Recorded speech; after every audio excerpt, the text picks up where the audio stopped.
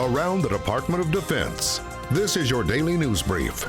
Threats from above. I'm Mark Weeks.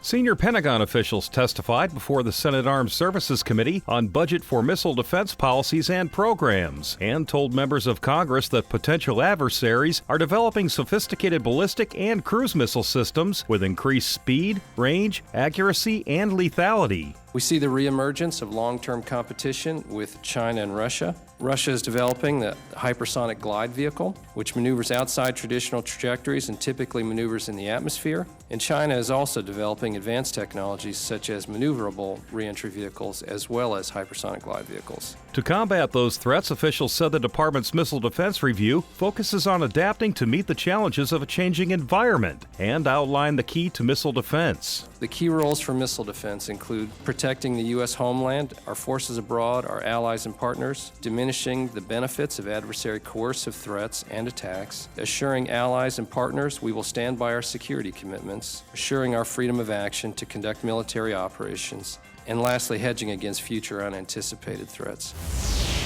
Defense Department officials say the U.S. is seeking a stronger defense relationship with Vietnam and will continue to help enhance that country's military capabilities and opportunities for training and cooperation. Relationships will focus on Vietnam's security and regional stability, peacekeeping operations, maritime security, humanitarian assistance and disaster relief, military education and medicine, and search and rescue. Officials say the U.S. and Vietnam share a common interest in promoting a rules-based order, protection of sovereignty, and the individual rights of countries in the Indo-Pacific region.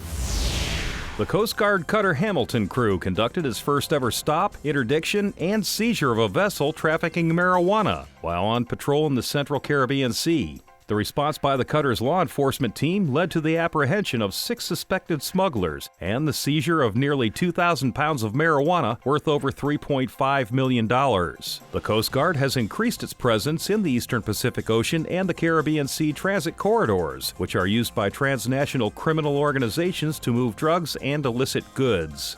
That's your DoD News Brief. I'm Mark Weeks. You can find more stories about your military at defense.gov and by using hashtag KnowYourMil.